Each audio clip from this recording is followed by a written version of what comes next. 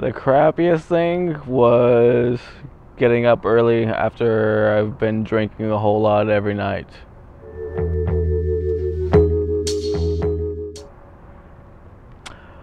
Yeah. Classes were during that time, which classes are always fun, just not the best thing while you're hungover, I guess. Some mornings were definitely worse than others, but you don't drink a lot in your normal life, do you? I do not. I maybe have a bottle of wine once a month, something like that. But when I do drink, I usually drink a lot. And there's actually a reason for me drinking so much while I was at conference, and that being is that I'm more social when I'm drinking. If I wasn't drinking, I'd just be up in my room the whole time. And if I was downstairs, I'd just be quiet and not talk to anyone. Whereas drinking, it'll make me a lot more talkative. I may seem like a jackass sometimes, but it happens.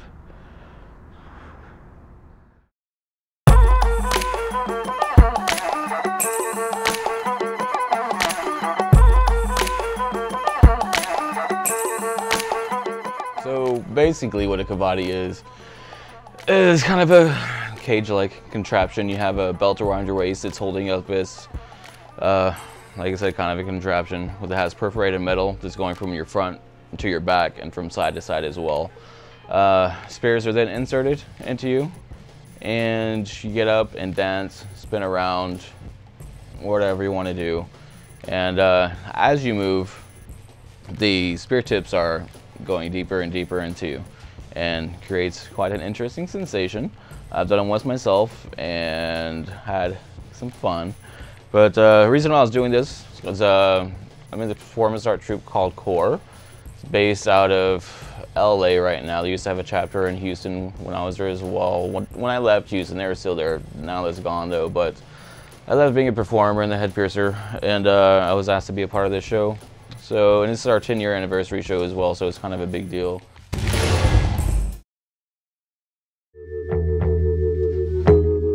I had a few high points myself. I got to eat some magnificent meals with some really cool people. I got to basically do like what my life is here, only while getting my, while living in a desert environment. I mean, I burned like a legend. I hung out with all the people that I don't really get to see very often. In a way too, it was almost, I think my biggest high point was the validation of knowing that what we're doing is worthwhile enough and a big enough threat that people might want to be willing to try to scoop my hands, my mates, my crew. What would you say to someone who you knew was going to conference to go experience it for their first time? Good question. That's a good one. I would say go, listen, learn, pay attention and keep an open mind. Don't drink the Kool-Aid. There'll be a lot of people trying to revise history, And you know, everybody, when they tell a historical story, always tries to put the best spin on it depending on what their personal beliefs and politics are. And that doesn't matter whether it's in the piercing world or in regular life.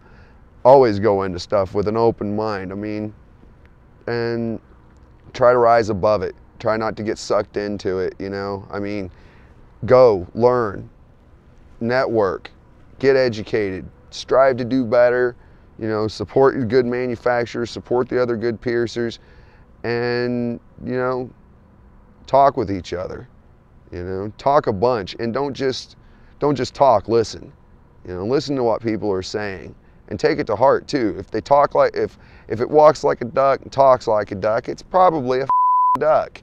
And so if it walks like a fascist and talks like a fascist, then they're probably a fascist. Sorry. Yeah, I said it.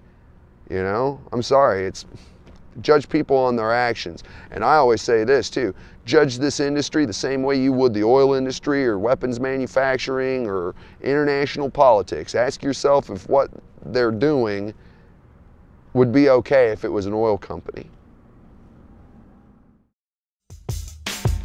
Man, we're totally down with this whole global domination on a budget.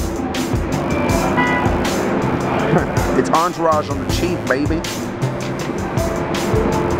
Global domination in 15 easy steps. Listen here, Illuminati. I am willing to be the face of your new revolution. I will conquer the weak and bury the dead for life.